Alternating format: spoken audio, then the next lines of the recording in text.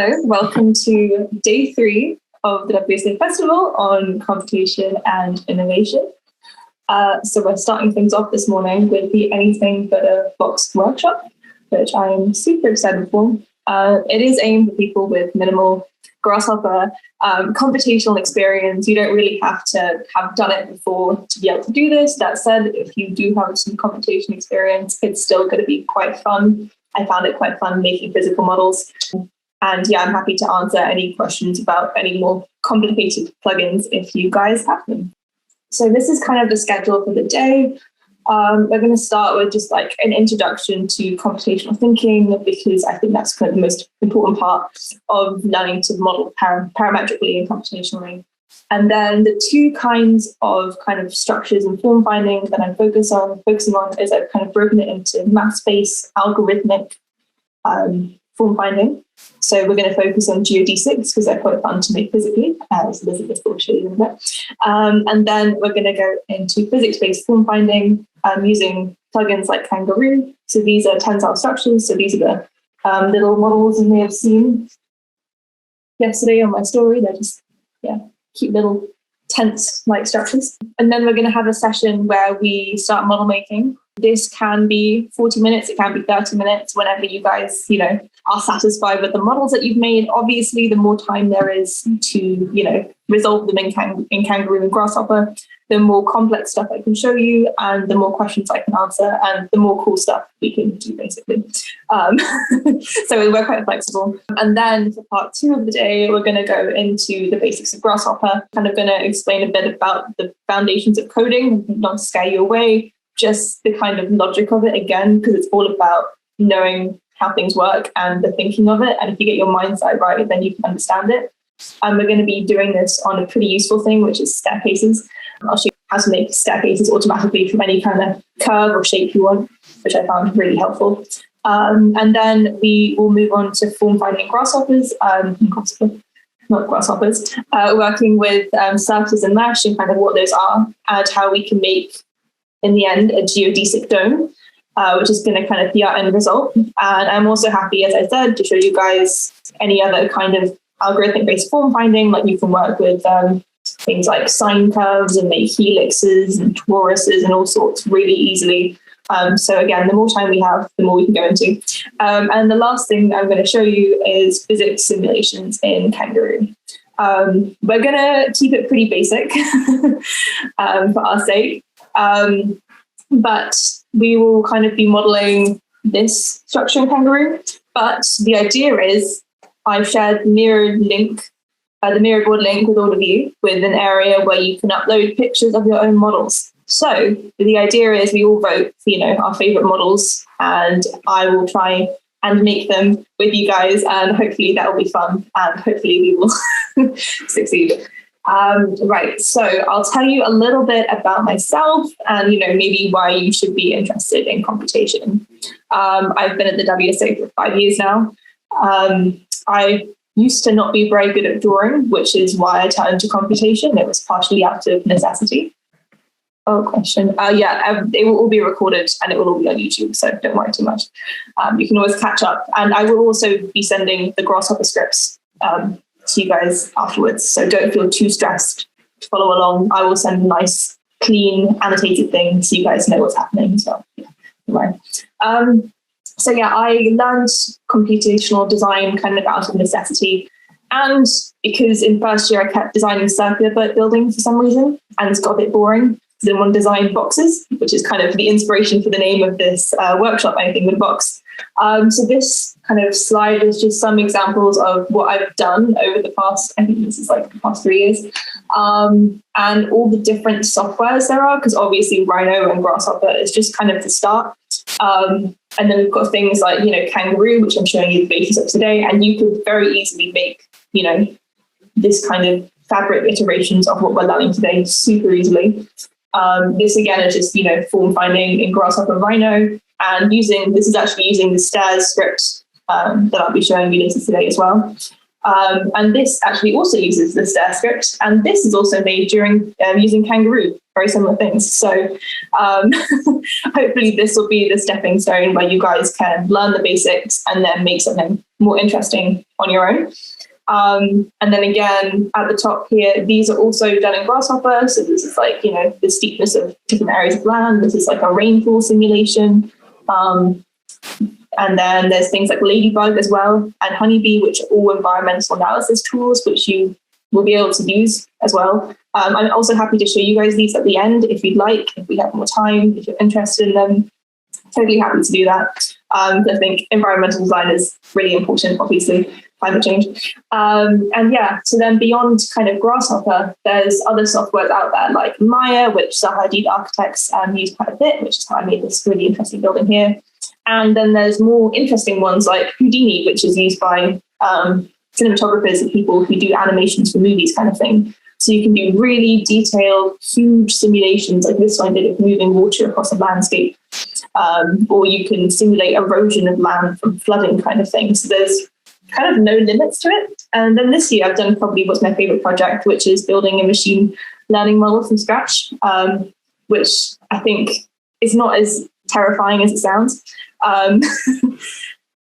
And yeah, so this is like creating artificial spaces from words, basically. So this is kind of what I've done and where I've gone from my 5 years of doing computation, which is first year was only SketchUp. So, you know, I know most of you guys are probably first and second years, or maybe even just incoming, you know, and you don't know where to get started. But it's what I'm saying is like everyone starts from ground zero and you can get quite a long way and create some really cool stuff. So yeah, this is why you should be interested in computation. Yeah, the sky is kind of the limit.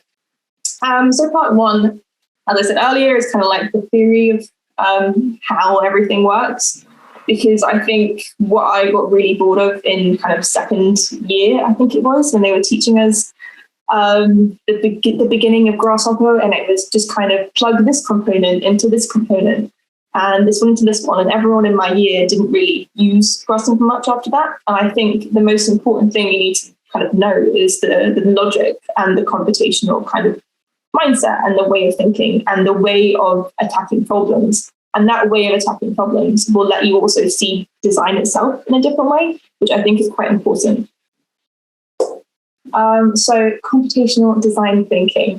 There's kind of 4 steps. They sound very formal, but they're really quite simple. So the first thing is kind of what you do in design anyway. You look at, you know, a complex problem, such as the homelessness crisis, and you break it down into smaller, more manageable parts or problems that you can, you know, think of ways to solve them as a whole. So it's not some big, terrifying problem anymore.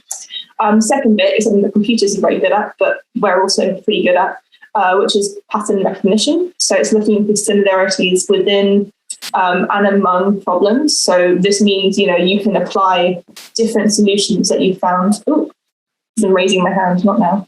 Oh, sorry, I hate that feature. So it means you can like apply different solutions that you found to other projects to the one you're on currently. And I think this is also really important in computation because you kind of notice, you know, the patterns that, for example, in visual scripting, you know, that these nodes take, you know, you follow, you put these together, and then you realize over time you become more comfortable with those patterns. So paying attention to those is really important. And then abstraction is kind of the 4th step, which is important to life, really. It's just focusing on what's important and not fussing over the little details. But it's also really important for scripting, modeling, doing anything digitally in general, because, I mean, same as design, a simple design is a good design. A simple, clean code is a good code. You don't want to be writing like irrelevant, you know, making it really long and beautiful when, you know, it could be solved by a really simple, elegant solution. So yeah, just kind of focusing on that, I guess. And the last thing is, you know, developing a step-by-step solution to this problem that you've broken down, and look for patterns in, and you've looked at what's important. So now you develop an algorithm. So how do I actually solve this problem? Which is how you approach visual scripting. It's how you approach design. You don't try and solve it all at once. You know, you create a step-by-step system in which you create it. And also in that way, coding and visual coding is no longer really overwhelming. It's a problem that you can solve. So moving on to kind of some examples now. As I said, we'll be looking at kind of algorithmic math-based form finding first, so working with and breaking down geometries. So these are some really famous examples, some a bit more. I'm not really sure where they're from. I just thought they looked really interesting. So the middle image is obviously the British Museum from Foster's, and then the Gherkin from Foster's. And this is literally just what the middle image is, a torus, and the Gherkin's a gherkin shape, I guess. I don't know what to call it. But they've broken it down, as we said, they've broken down these geometries into panels, into buildable components. So it's kind of the same way that we're breaking problems down, we're breaking forms down. And then the images on the left kind of show some different ways of doing that on kind of some more abstract shapes. So, I think you've got to aim to do a bit of both. You can't just aim to have, one very simple geometry and then break it down. For a fully finished design, you want to create an interesting geometry and then be able to break that down. But today we're going to start with a simple geometry and breaking that down. The second step you can do on your own, I'm sure. So then these are just some kind of examples, some very famous examples. I'm sure you've heard of Buckminster Fuller, of breaking spheres or domes down into simple geometry and simple structures that you can actually build, because otherwise they're just kind of mathematical concepts.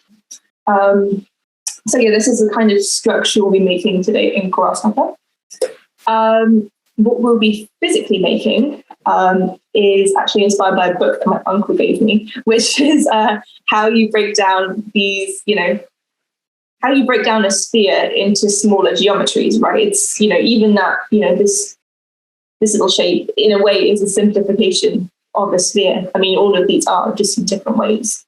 And it's just making them buildable. And I think this is really interesting because it unwraps it and shows you how, you could actually make this, which is what we will be doing. So it's kind of like the flat pack or IKEA version of, of this final form down here. And we have some, where is it? Yeah. So Elizabeth has kindly modeled this for you, and it's on the Miro board. So you can print it out and make your own geodesic structures just to see, that translation from an unwrapped solid to, an actual physical geometry, which is something that we're not going to be doing today in Grasshopper or Rhino, but I think it's quite important in general because also it's part of fabrication. That's how you would actually make, you make a really cool 3D object. You need to unwrap it to be able to, I don't know if you want to laser cut it or print it from card or whatever you want to do, but you need to be able to translate between the digital model and the physical model. So that's kind of what we're going to be doing today, right? Yeah, and then, so this is, I don't know, Elizabeth, do you want to maybe show some of your models first? Do you have them? Do you have them handy? I do have them on hand. So they look quite cool, I think. Yeah, this is like a little example of what we can make today. I won't be making these, I haven't got a printer. But if you do have a printer, yeah, they're really fun and they're really easy to make, right? Oh, very easy. There we go. Yeah, and then the second part we're doing is looking at physics-based form finding, so using forces or physics simulations digitally to create structures. On the left, we've got building by Zaha Hadid, which is just in between Kensington Gardens and Hyde Park. You've probably seen it gone by. And then on the right, there is a tensile structure by Fry also, who I think is one of the most famous people for doing tensile structures. And obviously the one on the right is actually quite simple, especially when you look at something like this, like the forms are kind of eerily similar. So it is really quite easy to make something like this in Grasshopper and to make it well. But obviously, I mean, the key difference here is that this doesn't have any panels because it's a piece of fabric, but that is actually buildable. So this is actually the kind of the connection between geodesics and tensile structures. It's just making something that we could actually physically build. And that is something that can stand up by itself. And then I have some nice examples here as well of form finding. Of course, they're from Pinterest. But they're kind of similar to, I mean, you guys might do this in second year. I know we did something similar to this in second year, which was putting in a box some fabric and connecting it based on a Grasshopper model that we made. But I think it's a bit more interesting to do it the other way around, so that you can make the model first and then you have to try and make, what you've made on Grasshopper, because then you kind of understand what it's doing a bit better physically before you input it digitally, and then you can kind of understand that process Grasshopper-wise a bit better than you would if you're just watching a bunch of nodes be connected. So there's kind of a very simple logic to this, which is we've got anchors or stays if it's a physical model. So this is where, we're pinching the fabric and we're holding it in tension. For this, I've used some polystyrene because I moved in recently, and some cocktail sticks and some pins from a pinup board.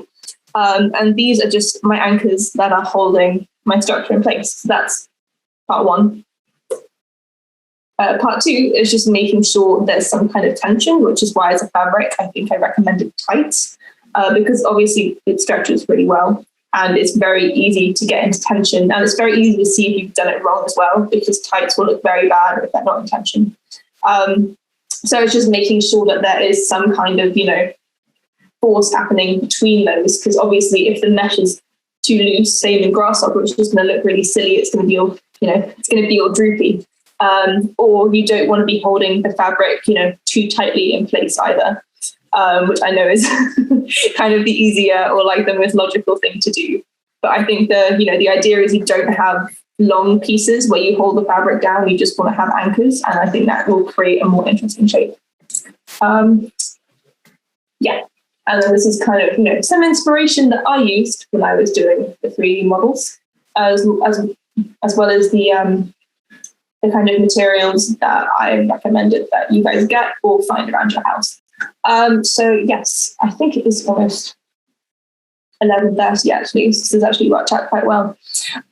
So do you guys have any questions about how this works, about tensile structures, geodesics, any of that? Feel free to put questions either on the Q&A function or just in the general chat. I have shared this Miro board, which hopefully, look, some of you are already on. Very good. So you found the geodesics here, which you can print, and the area where I'd like you to put your models so we can talk about what you've made and compare them. And that means I can also, while you're kind of showing me what you built, I can start thinking of, what changes I need to make the script to potentially make, the model that you've made.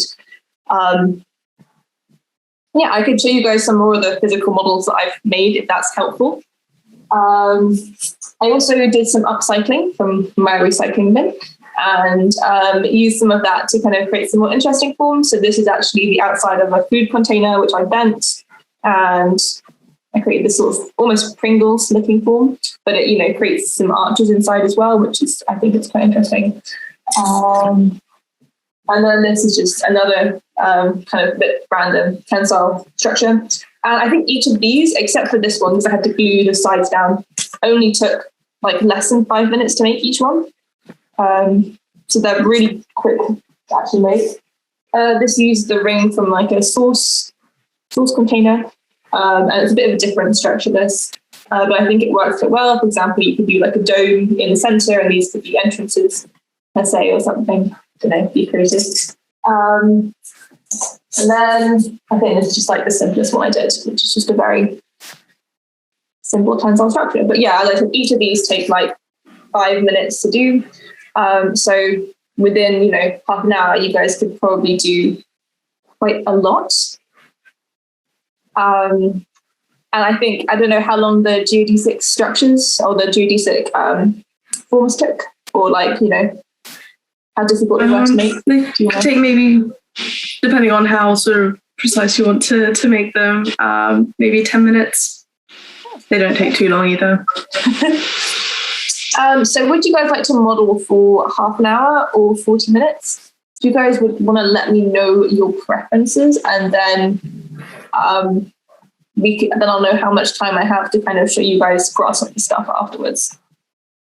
That'd be helpful. Because I think in that, in half an hour, you should be able to make, kind of two or three tensile structures in geodesics, which obviously, like, all these resources are available to you afterwards as well. So you could go on to make more afterwards. But I just want to make sure you guys are learning as much as you can in this 2 hour window. So is half an hour okay with everyone? So we'll kind of come back. Well, we'll go back to me telling you about Grasshopper at 12. if you guys are comfortable and happy to get on and start model making. Yeah, I said at the beginning as well, the recording will be available on YouTube afterwards. So you guys can watch this again if you like. And all the resources of the printable geodesics, the Grasshopper scripts, I will put them in a Google Drive, which I will share with you guys afterwards. And I'll add lots of annotations in the Grasshopper script so you know what's happening and how you might be able to like change and amend them to suit your own models.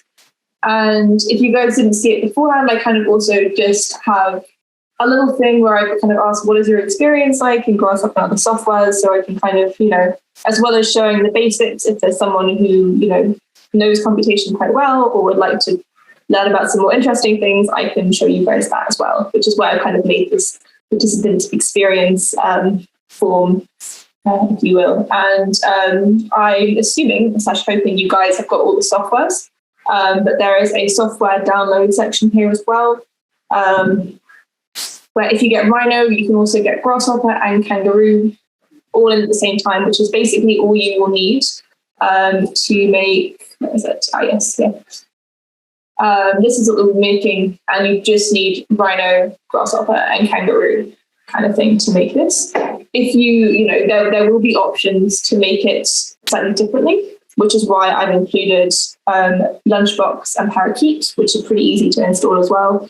But I will not spend much time kind of explaining how to do plugins. I will just let you know now that all you have to do to put a plugin in these days usually is drag it. For example, I put parakeet in this morning, is just drag it onto the Grasshopper canvas. But yeah, it's super easy. But yeah, you can follow along with just the essentials. So don't worry, you can watch it again and try something more complicated using the plugins if you like. Can't see the link in the chat. Can you see it now? Oh gosh.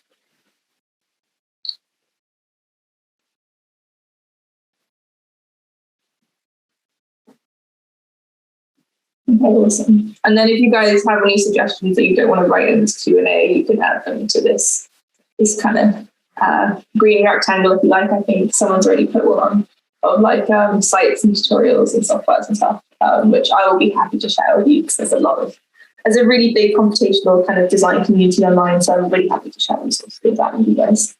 But I think I'll kind of do that at the end. Yeah, so if you guys want to get making, just kind of let me know.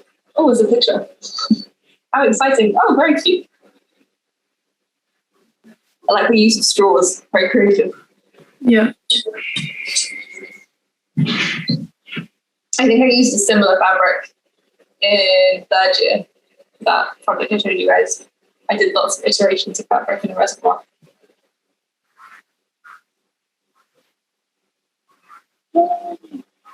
Very nice. So, what you've done.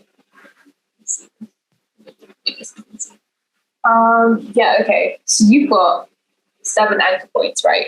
There's one kind of in the middle. Well, there's several in the middle kind of thing. So neat. Oh no, the image. So you've got 7 anchor points anyway. 2 are at the base level. So 4 are at the base level. 2 are in the kind of the middle of the lens at the top, and there's 1 in between, kind of holding them all together. Okay.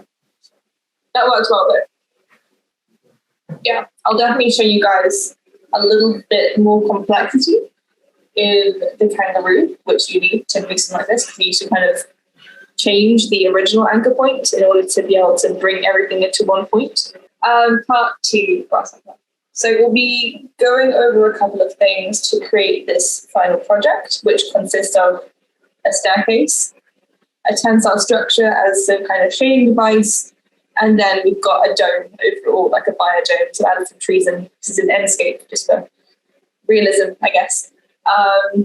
So I think what to kind of start off with, which is the way that data is stored. So this is what's going on behind all those Grasshopper components that you're connecting. It's all the information, whatever it is, if it's a solid shape, if it's a line, if it's even a dot, it's kept in a list. And that's how we manipulate these objects in Grasshopper. We call an item out of a list. We use a whole list of surfaces or whatever, but lists are kind of the foundation. And it's kind of the foundation of code as well. So every item in a list has an index number, which starts at 0, which means you can easily call out, the 300th number in a list by saying you want the item with index number 299. That's a bit counterintuitive, it's -1. But that's how indexes work. Or you can call the last number on a list, how long the list is, you want the last number, you use -1. It's a little hack that most people using Grasshopper don't know, because it's actually from just regular scripting coding. But I think it's quite a handy thing to be able to know. This isn't going to make sense to you necessarily immediately. It takes a little while to get your head around, but I think it's important to start to think about it. Because it is the whole foundation of how software like this work. The way I'm going to show you guys how it works is by using the concepts to create a staircase based on a curve. So you can use any curve you want, and you can amend it, you can amend it to be as long as you want, have as many steps, the depth and everything, with just moving some sliders at the end. Or you can draw an entirely new curve and have a whole new staircase, which I think is really handy. And it's kind of, I'm guessing it's what firms like, Big use for their larger landscaping projects where there's lots of kind of stairs and like topography continuing up. They use these kind of scripts to kind of create some curves of where they want the topography of the staircase to go, and they make stairs in between them because they're kind of natural looking curves. And this script enables us to do very simple stairs, but also kind of complex organic looking steps / topography, which I think, well, hopefully you guys will find quite interesting. Yeah, that's good.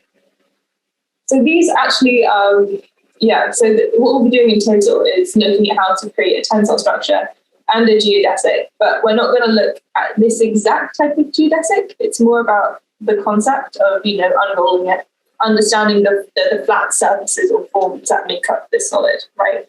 So that we can then translate that into a 3D space. And the same thing for, even the staircase, right? Because we're creating a bunch of lines, a bunch of flat surfaces, making them into solids and then moving them around. So it's just like the translation of ideas into basic forms and curves into actual objects, which is what you've just done with this model, which is what we'll be doing now in Grasshopper. So yeah, I hope that makes sense to you guys. Let me know if there's any questions. Right, I am going to go to my lovely computer. Nice clear space, right? So if you guys open Rhino, let me hide all my layers so I don't spoil anything. I'll also just show you guys briefly in Enscape the structure, right? So I've got 2 geodomes by accident over each other, but I think it's quite helpful to kind of see what we might be building today. Right, just too far. There we go. Right, now I'm on the ground level. Now I can see into it. So what we're going to start with is kind of creating this organic looking staircase that goes around our whole structure. Just so you guys have some context as to what we're doing. So you can open a blank Rhino screen and a blank Grasshopper screen and just get my script up for reference because I know what I'm doing. Right. So we can start with something really simple. So I think I've drawn a curve here, which probably helps for now, just to keep things in order. And just to explain briefly for those who've never used Grasshopper before how it works, use your right mouse button to pan around. You can search for objects by double clicking on the canvas, but I think it's good that when you're starting off to try and look for things at the top menu, so you understand kind of what there is to offer. Otherwise, you don't really know what to search. So that's kind of a good way of doing things, I think. But if you have an idea, it sometimes does help to just search it. Sometimes what you're hoping for does come up. So what we have really in terms of panels, I have a lot more plugins here, please just ignore all of them. So we've got kind of the parameters, which is what we start with, right? So referencing things in from the Rhino space. Did you guys say you had used Rhino before as well? I think. If so, you just do a line by clicking here, polyline, draw, and you click enter to stop, and you've got a line. Yeah. Just making sure. So here, the geometry we've got is actually a curve. So we've selected that, and we just set the curve. So now I could hide that off, and it would still be visible. Click on here. The way that I have my canvas set up is I have this green one selected, which means only objects that I've selected with my mouse are visible, but I can turn it off so everything is visible at all times, but I'm not going to do that because I've got a lot of other stuff in this Grasshopper script. Right, so let's talk the script actually. That's kind of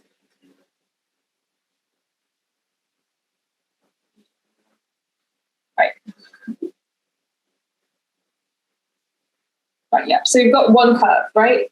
So in order to create a staircase, we need several curves kind of to form the edges of each of the steps. So what we're going to use to do that is the offset curve function. Now, I've just told you guys it's bad practice, so I'm going to go and do it properly. Sorry, I'm very used to just searching things up at this point. Right, so this is offset curve. So we plug in our curve here, and it will offset it by a distance. But we want to be a bit clever with things. Don't just want to put distance in, because this is like the total length of our staircase. So we'll make some sliders, right? We want the stair depth to maybe be, I don't know, 0.22. The number of steps, let's say we want 6. No, we can always have more. And so the total length of the stairs is 1 multiplied by the other, which you guys have defined stairs before, so I hope that makes sense. And then I'm using that as the total distance that these curves should cover. So then if you adjust this, these are sliders. Sorry, I should have explained that. You haven't used classes before. When you double click, you can get a slider really easily by typing in the number that you want instead of calling up a number slider. It's a lot faster, but you can't do negative numbers this way. This is something to note. It's kind of annoying. Right, so here we've now got the curve and we've offset it. Right, so we now want to create a group of curves. So we can just duplicate this, like in Illustrator, Photoshop, anything. You can alt drag, duplicate something. So let's bring both of these in to here. Right, and now, as you can see there, this is what a list looks like in Grasshopper. So the first item is just a singular list with one object in it. The second is actually a list within a list, which is why it says 0, 0, which is kind of what a tree structure is. So you can have multiple lists embedded. Again, if you're new to all of these concepts, they're not going to make sense at first. You're going to have to practice them until they make sense, and that is completely normal. But I mean, you can kind of get around this for now by guessing, and then you'll kind of start to understand it the more that you do it. But it has a couple of options here in Grasshopper how to deal with this list. So we want to flatten it so that everything, it's just curves now on one list. And that's, nice and simple. And then we're going to want to do something called reparameterizing, which is basically putting everything between 0 and 1. So basically, it kind of like levels the playing field. You've got lots of different types of objects, and it puts them all in the same area, if that makes sense. Right, so then we want to actually create steps. So we're going to use the idea of the list again. The idea of the list again and go here to sets. And we're going to take an item out of this list.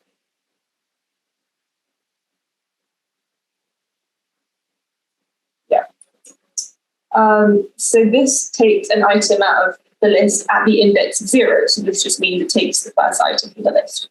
We can also do something sneaky here, which means we get the next item in the list by clicking this little plus sign. You only can see it if you zoom all the way in.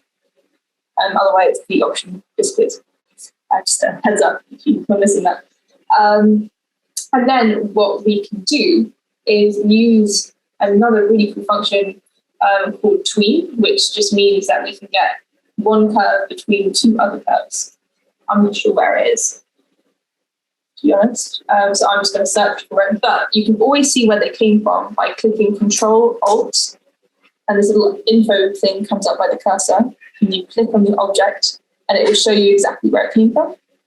So you can backtrack. So for example, when I share these scripts with you, you can find out where everything came from.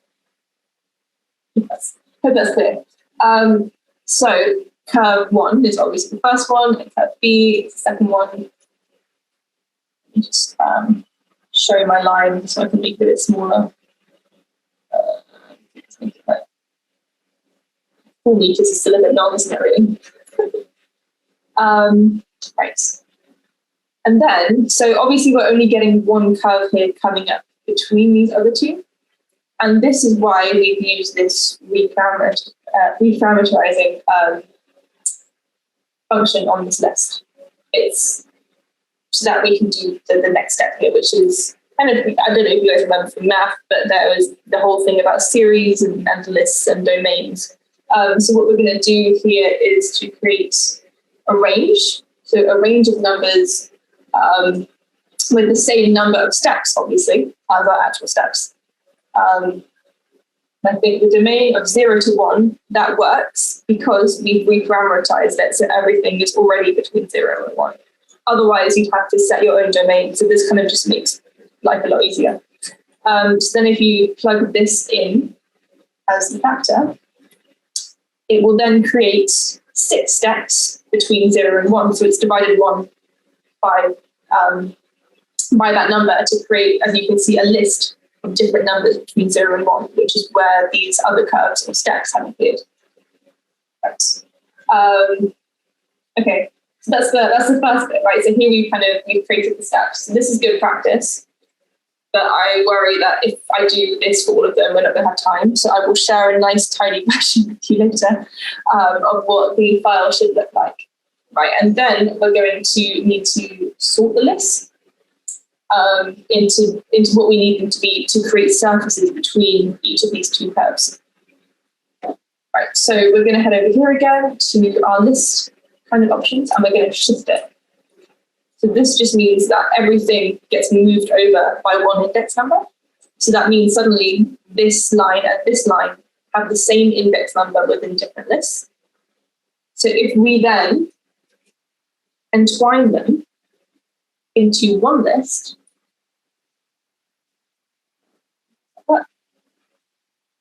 we don't need this extra branch.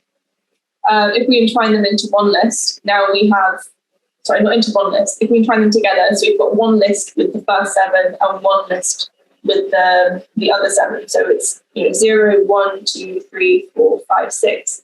And then the second list is 0, 1, 2, 3, 4, 5, 6, all the way at the end here, which is a bit counterintuitive again. But I am going to have to go quite quickly on this so we get through it.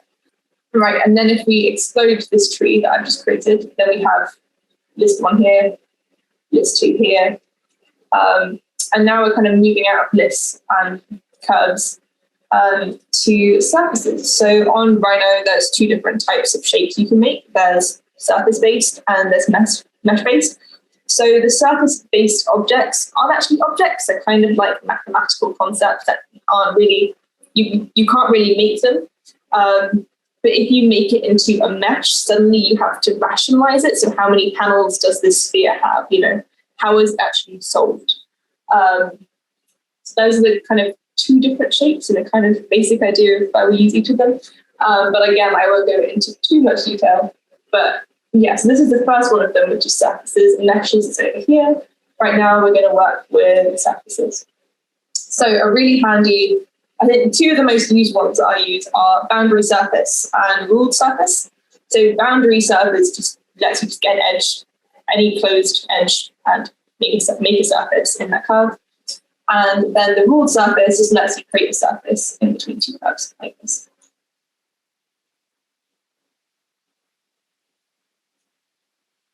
So let's see if that works. We can take an item from this list, and yeah, see the green is what we just created. We've created one surface. So that is a whole range of surfaces. Our stairs look a bit funny, so I'm going to go and see what I've done here. Yeah, that's good, isn't it? A bit more realistic. Right, so we've created the surfaces and they work. So now we actually want to make it into a 3D staircase. This works for a plan. It works great, but we want to make it actually usable. And what we're going to use to do that is moving into 3D space is, again, I'm just going to type it in, which is extrude. So we use it as a base. We want to move it in the Z direction, which is the vertical direction. This is great. It's a 3D object, but it doesn't really look like stairs because it's not doing, it's not coming out by the right amount. So let's say our stairs, we want a rise of 18 centimeters. Seems doable. So let's do that. So now we've got stairs that are the right thickness, that are almost 20 centimeters each in height. And now what we want to do is to move them up. Geometry, sorry. Move. Again, if you're wondering where they come from, do the Alt click and you can see it. Right, and then we're working with this geometry. Again, I'm moving it up so we can Alt drag, like I said earlier, but they all need moving up by a similar amount, which is why I mentioned series earlier. So we've got, I think it's here. Yes. No, it's a mass. Yeah, I always search them, sorry. Series. So this, it was in sequences. This is a sequence or a series like you'd have in math class in high school. And obviously what we want to start with is the height of the first step. We don't want anything moving up by more than that. We want the difference between heights to be that as well. We want it to be the height of the step. And the number of steps we want, we can actually measure the length of this list.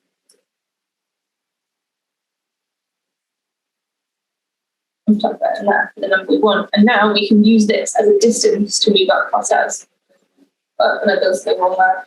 I think what I've done is, that. So this just means, wrap means that when I mentioned it was 0, 1, 2, 3, 4, 5, 6, and then starting from here, that it ended here at 5 and didn't add 6 again as the beginning one. So the list didn't go all the way around itself. So that's a basic staircase. So now what we can do with that, now that we've got it, is we can, have fun, make some kind of crazy curve. It may not look amazing, this, it's a bit crazy, but you just, set one curve. And now you've got this really cool shape, which you could use to, which I've used to kind of fill the inside of a dome. It could be a seating area. Of course, not all of it is to regulation because it's an organic shape. So, they're varying in length, but obviously from amending this curve, you could decide what areas work well for people to actually walk down. So that's how you do that, quite simply. I hope that was making sense. I hope everyone was able to follow along, at least listening wise. Does anyone have any questions about that, or should I move on to the next section? No? Okay. This is it's not the easiest script, I would say, like for someone beginning, but it's good to get your mind around lists, and I will share this, and it's good to play around with. The next piece that we're going to do towards our final form, so I'm just going to show you guys the stairs that I made earlier, which is just these, which kind of fits near the shape of the dome that I wanted. So then I start a new piece, this curve. The next thing I wanted to show you was, I was thinking of showing you guys random terrain generation, but I don't think there's really time for that, but it is quite fun. So the next thing I was going to show you was geodesic domes. Obviously, they can get quite complex, but luckily, due to plugins, I think I recommended Lunchbox and Parakeet for this.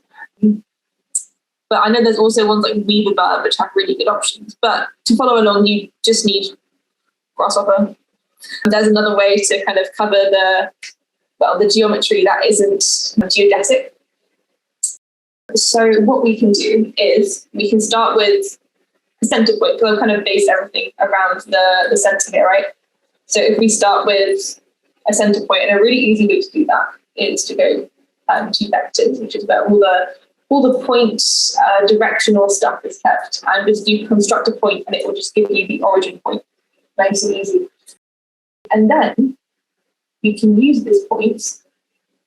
I'm going to show you guys what to do if you don't have plugins first, because I think that's something that everyone can follow. And I also think it's quite an interesting one. And it's super easy. But to anyone computational, I will say Voronoi is very overused. Don't use it too much in your project.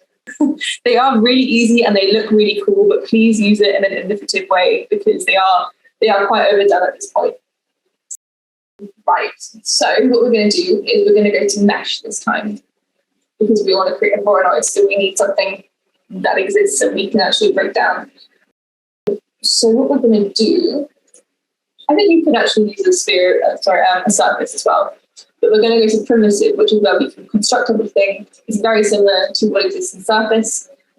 You could probably do it in either. And the base is a point, which is what we've just created. And now we've got a sphere. I've created this staircase, so I want it to be big enough to kind of envelop most of my staircase, but some of it can be an entrance, so that's okay. So yeah, people can come in from there. That's kind of fun. Right, then there's some quite interesting tools on here which kind of utilize coding lists and generating random numbers. One thing that's really useful is actually, where's it kept? It's called populate geometries. Yeah, it's kept there under the vector menu. You can do 3D, 2D, or just like on the surface of a geometry, which is what we need here to actually create a Voronoi pattern. So on this geometry, we just plug it in, and you can see it's generated a whole bunch of dots on the surface. Again, this would also work well with doing a surface instead of a mesh. You could do either. Then what we can do is, Grasshopper makes it kind of easy for you, right? Because it tells you what you can plug in. It tells you, it wants a number. So it's got a little 7 icon there. So say we want like 500 dots, make it look interesting. And then the seed is something that you do with a random number.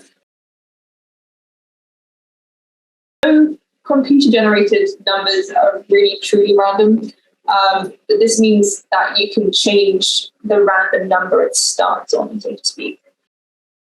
But yeah, this just allows you to change it up if you like from the original, which is quite good. So now you can see we've got, a whole bunch of dots on the sphere, which is pretty easy, I hope. And then we're going to use this facet dome. Yeah, these points. And voila. We have got a dome with a really cool Voronoi pattern on the outside. And the way we can make it into a physically built object is actually really easy. We use something called pipe, which is a bit slow, but I think it's one of the easier things to do, especially if you're starting. We want the pattern, which is curves. We just plug that in there. I don't want that one. This one, it will struggle for a second. So be fair with us.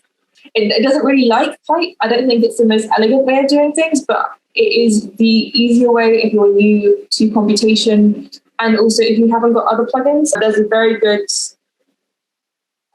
component from Weaverbird that works really well that I will show you as soon as this is started responding again. Yeah. And sometimes Grasshopper windows, if they freeze, they will disappear and they hide themselves to kind of save graphic memory on your device, so don't freak out. Chances are it's fine. Yeah, there we go. Yeah, as you can see, the pipe is way too thick here. So you want a radius of like maybe 0.1. So this is kind of the easiest way that you can do it without using any plugins. If you have got some plugins, you can have some more fun. I only found out about Parakeet recently. So I found quite an easy component where you can kind of triangulate your sphere really easily. But there's also things from Lunchbox where you can create kind of hexagonal structure on your sphere. There are even like diamond panels that you can create on your sphere. So I'll show you these really quickly, and then you can like mess around with them in your own time and like see what works best for you. Yeah, but now you see it's kind of like an actual solid thing that we're dealing with. So like, if you don't want to go to the effort of actually making them have flat edges like you would if it was an actual built thing, if you're doing this for a prototype and you want to do quick render, pipe works really well. It will slow things down a bit, but that's life. And then if you have a look here, this is a plugin called Weaverbird. So those of you who created geodetic forms, it's super easy. You just drop this and it makes shapes for you. And there's a whole other bunch of plugins that will do similar things, like lunchbox. You can get a torus, just like a big donut, basically. It's a really cool shape if you look into it a bit further. And there's things like Mobius strips. Again, please don't use these straight up for your designs. Play around with them. Do something interesting with them. But it is exciting, to me at least, that you can create them so easily to have a starting point. So they've done all the hard work for you with this plugin. And now you can, amend it and turn it into something really interesting. Like even with this, what you can do is you can use this to break up torus into surfaces. So yeah, it's a really good plugin for that. Or I can use these panels for the sphere I just created to create triangles on the sphere. Or there's even a hexagonal structure. I can use here. Obviously, it's a bit crazy. So let's do like, 50 something. And this looks a bit off. So what we do here, for example, is there's a thing called expression, and we can multiply it by 2. This means, sorry, not like that, beta over x, because that's the incoming variable. Around x times 2, right? There we go. And now you can adjust this and it will kind of automatically cover it with a hexagon structure. Again, you could use the pipe tool I showed you to make it into a solid structure, or let's simplify this if we use a crush again. You can use what I just showed you in Weaverbird if you download that at some point, which is you can basically, not for that one maybe, this one, probably found it.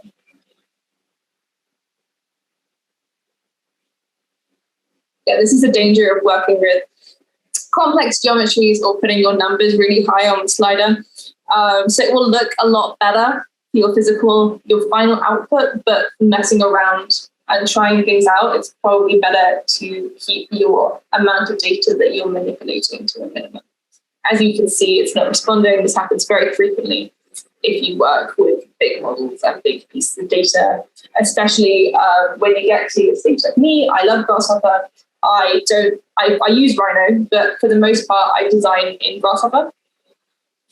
So I'll do my whole building in Grasshopper, which means that at the end of the tutorial, if my tutor's like, oh, could you get rid of this part of it and make it longer? And you're like, oh, I'll have to remodel the whole thing.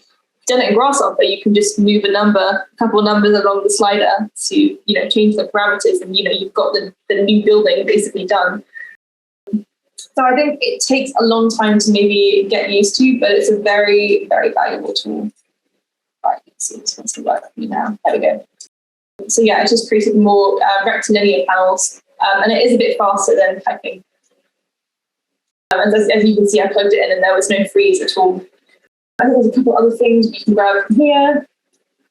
Use a mesh for this one, and just different ways of dividing it that you can experiment with. And again, this is really helpful. I usually just try these and see what works. If I've got a weird surface that I try to turn into a mesh, or vice versa, and I'm trying to make it into a solid object that works. These are quite good tools to have, just to be able to break the surfaces down in all these different ways, especially when you're working with things like Kangaroo and you want to change a surface into a mesh, but it's not working properly. You can remesh them using these. I think it works so well.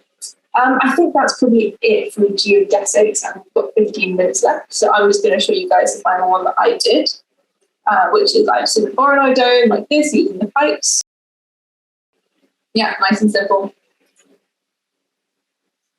then, no, made a mistake again.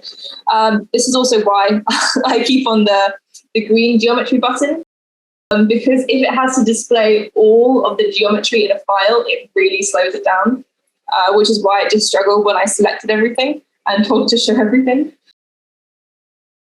So the last thing we're going to look at with the time that we've got left is kangaroo. I'm just going to show you guys, I just quickly did like some ground surfaces just so that it looked like we were on something. Again, super simple. You just select the curve. I'm sorry. So my copy left. How disappointing. Right, you select the curve, and as I mentioned earlier, I think, there is a boundary surfaces option where you can select a closed curve like this one and create a surface. So yeah, super easy to do.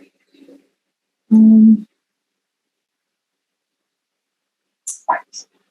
Let me see. So now what we want to do is to create a tensile structure within the space.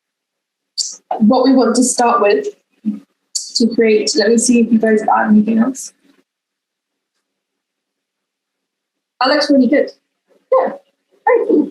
More complex. And again, like you can test this out once I've shown you kind of the basic way to do it. Because all it involves really is moving the anchor points around to however you've done your model. Yeah, and you guys should be able to do that. It should be quite easy actually. All of these should be very simple to do because they just involve moving the anchor points around. The only one that's more complex is maybe Sangate and you pull them all together in the middle. I might have time to show you guys that. I will try. But you can figure it out because the way that I've done it in the past is by using this, as I described earlier, and manipulating the data in a non-visual way. So you might be able to figure it out. Right, so if we're doing something kangaroo, so all of these are done on kind of like rectangular surfaces, but I think that's a bit easier. So we're going to start with a rectangle. I'm very lazy, so I normally just do a box. Say it's like 30 meters by 30 meters. Big, isn't it? And then I do it, I say 0 height. So this just means that we managed to create a plane in the center, which you can't do with a rectangular surface. So this is like a little cheat that I use. Kangaroo works better with meshes. So you want to be able to turn this into, what was it? And again, like I don't have all this memorized either. A lot of the time it is just figuring out what you've done and using your own logic and computational skills to kind of fill in the gaps. Right, so what should I do? Mesh. Okay. So the boundary is, we can use the box and then we can decide how detailed it is. So this will also decide the speed of our simulation because it's deciding how many points we put on the mesh. So we could do, let's do like 20 for now, not too complex. So that will look like that. And then we kind of start working on the different components we need to actually create a tensile structure. The first of which is obviously the anchors, which are points. So that's just a points thing in here. So a good way to get these points, let's start with the anchor points. So for our model, let's start with the corner ones, right?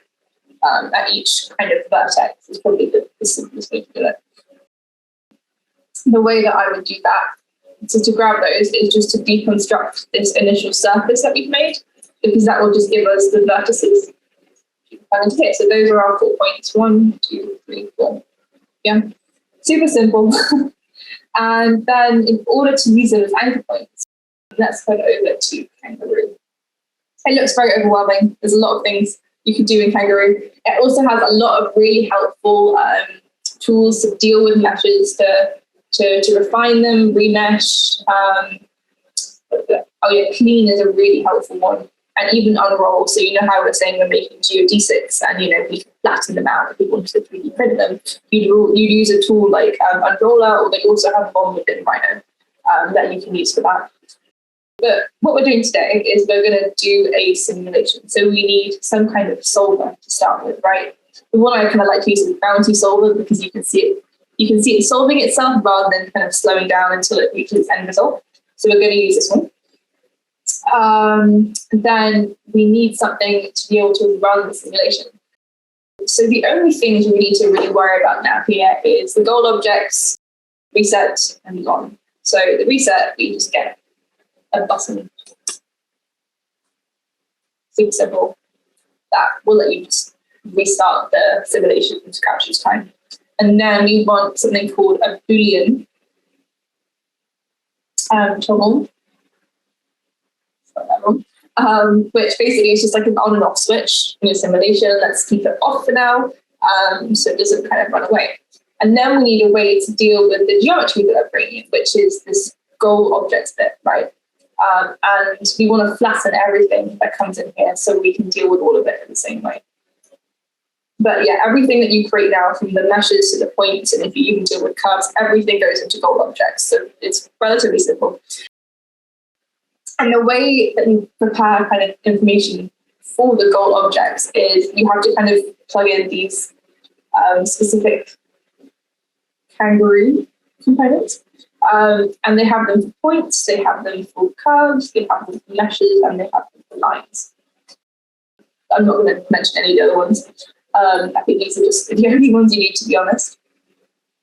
So we start off with the points. It's quite handy the way you've annotated them, because these are very obviously anchor points, being an anchor. So we can literally just plug our points straight into there and put them into our goal objects. Done.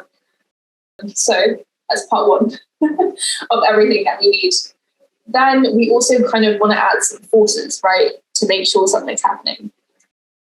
So the kind of fun thing to do, I think, before we do a tensile structure might be like a catenary object.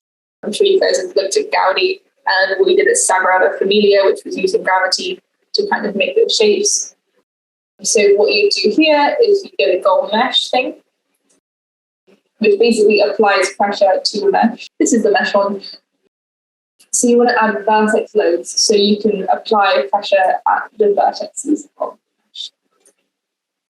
So we can just plug our mesh straight into there and add it to the goal objects. I am holding down my shift key as I do this, and this allows us to put multiple components into one place.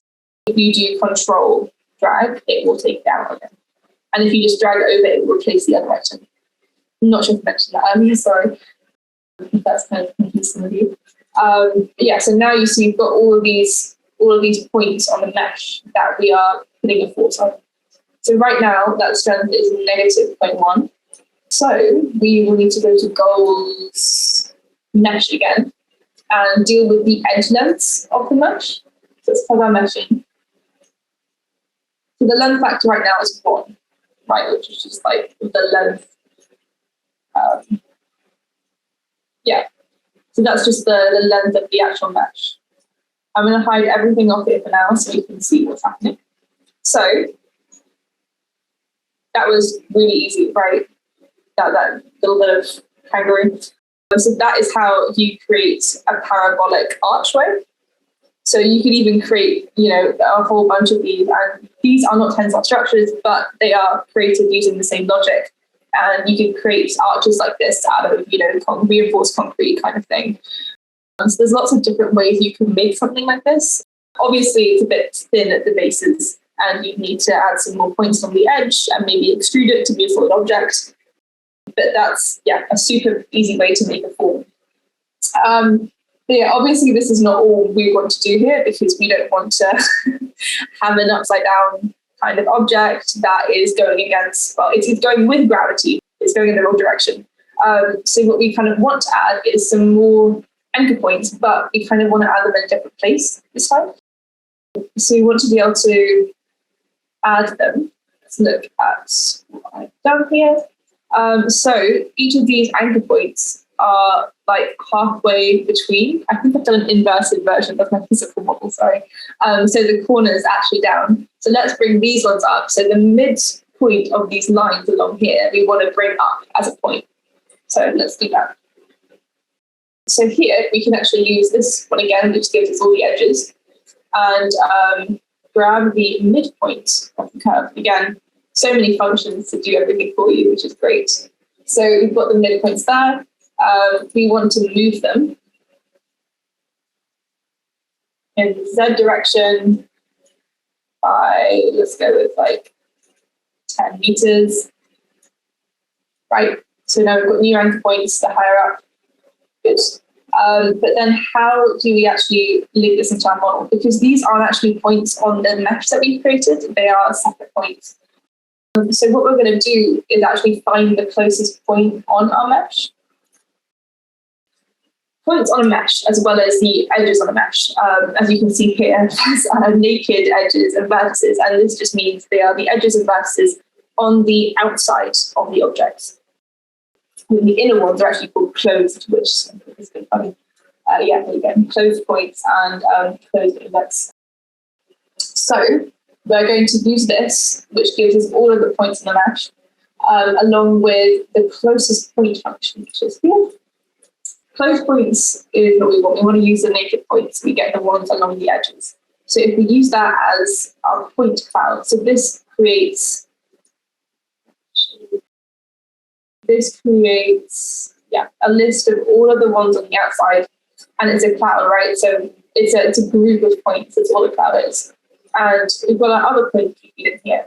And what this does, it finds the closest point on this surface to the points that we created. Then, so we can use this again, this anchor function, but we're going to use it a little bit differently. So the original point is the point that's on the mesh, but the point that we're aiming for and we're changing to is the one that we've just moved, so that's the target. And we should be able to add this in again, shift click. Let's restart. Oh, and our gravity is going the wrong direction. That might be something that we should fix. That's my mistake. I put it in the wrong object. So the target should be these new geometries we put up there. Right, there we go.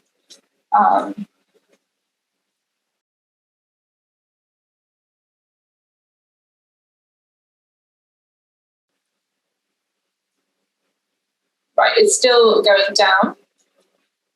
And the reason for that is the length factor of the mesh. So if we've been working with things like tights, which are stretchy fabrics, the length currently is 1. So we can actually shrink this length.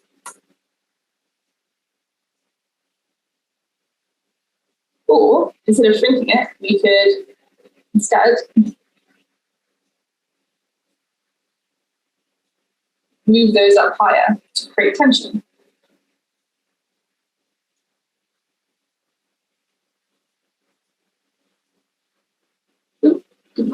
Oh yeah, sorry, I forgot something very important. So in Kangaroo, we don't actually get to see any of the objects unless we add this, which is just, I think it's just called view or show. Yeah, show. And what we want to be seeing is the mesh. So we plug the mesh into here. Again, we plug it into the endpoint. And now we'll see a mesh, which is what we were missing before. There we go. So that's kind of our final shape.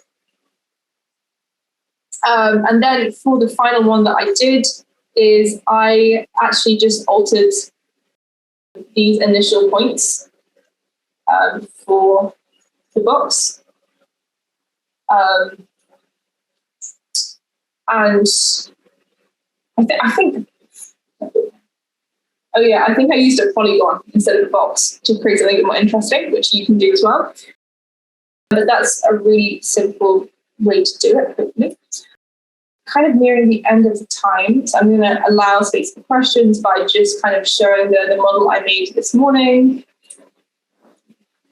which has got the stairs, it's got this kind of Rhino structure, it's got, again, there is a bit of Rhino structure. We could have used any of the other ones that we created. This is just so that everyone could follow along without plugins. And we've got the staircase, we've got kind of all our elements here. again, you could change any of these starting points or the anchor points, and you can actually bake them into the Rhino viewport, so you can physically move them around with your mouse, which is something I could show you guys if you want as well. But again, I'm not sure if there's time. But it just means that you could kind of let it adapt to whatever structure you've created. One last thing I should mention is the way that we transfer items from Grasshopper to Rhino is we use bake. Otherwise, it just exists within Grasshopper. And this also means that you're not getting all these unnecessary steps along the way into the Rhino model. So all we do is just like right click and then bake, and then suddenly it's physical, which is what I've done to everything else that is currently in the model. And that is how I created this final structure. Have you guys got any questions? Would you like me to go over anything again? There's trees on as well. Q&A. Oh, I meant to type it on, say yes. Is there any other questions or something you'd like me to go over? Any questions about any other plugins? Because we have got a bit of time before the talk. Again, all of these Grasshopper files I will put on a shared Google Drive that I will send out with those printable geodesic flat packs that Elizabeth has made. If you'd like more geodesics, we can make them for you. I've got a whole book full of them. As I mentioned before, if you are interested in exploring them some more. But yeah, so you guys have no further questions or anything? Well, I'll say keep uploading pictures onto the mirror board.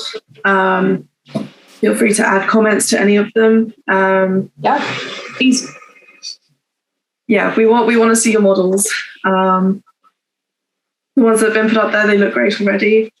So yeah, please keep them coming, and we'll put them on if you're happy with them. Yeah, we'll put them onto the on social media.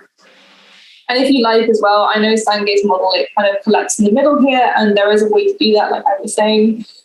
So if you guys want help at a later point on how to convert this into a Grasshopper model, Sange, for example, I can, we can kind of call and go through that, and I can add that to the Google Drive so you guys can all kind of follow that through as well. There's no other comments or questions. I guess I'll end this workshop.